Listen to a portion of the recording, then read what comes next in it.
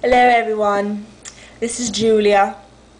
I am in the kitchen today getting ready to cook dinner, and rather than stand here and speak to myself the entire time like I usually do, I figured I'd speak to you and tell you some things that are on my mind.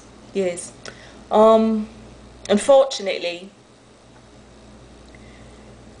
no one around me seems to care what it is I'm thinking or feeling. So a lot of the times I have to speak to myself, yes.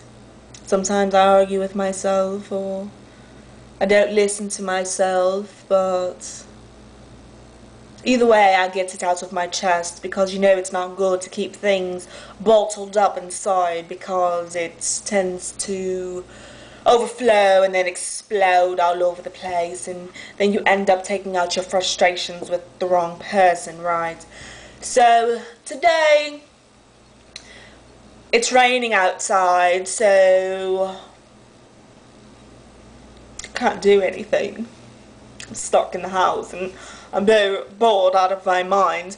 So yes, sorry, give me a minute. Alright, I'm okay.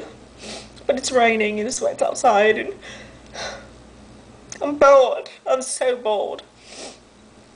But anyway, speaking of being sad and upset, the topic of depression came to mind, and I know there's a lot of people out there who actually suffer with depression, and yes, I seem to be one of those people. A lot of my friends say, Julia, you need to go seek therapy and go speak to a psychiatrist, but I'd rather speak to myself, because I'm the only person that understands myself, you see.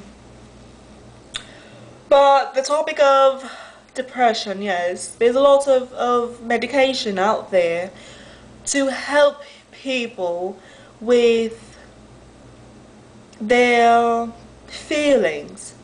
And of course, I'm not on any medication, although people would suggest that I be on some. But right, I was thinking about the topic of postpartum depression, you see, and I don't agree with that. Although everyone's entitled to their own misfortunes, I guess, and the way you feel about certain things has nothing to do with what anybody else portrays it to be, and you may not be understanding what I'm talking about, but I'm getting there. Yes, I am. Postpartum depression, you see. You've got post-traumatic stress, which is something traumatic happens to you, and then afterwards you keep reliving the moment, and you're upset about it, and you just feel so upset about the situation, you see. I understand that because it's a traumatic situation that's happened to you. But a lot of people, after having a baby, they decide that this isn't the life for me, so let's go to the doctor to get some medication to take care of it. But the problem is not the baby, and it's not, you don't need medication for it. What you need to do is, before you lay down and sleep with the person that you've slept with in order to get pregnant, you need to think about it. You see, think about, okay, if I do this, then 9 months from now, is it a good decision? Because it's not the baby's fault.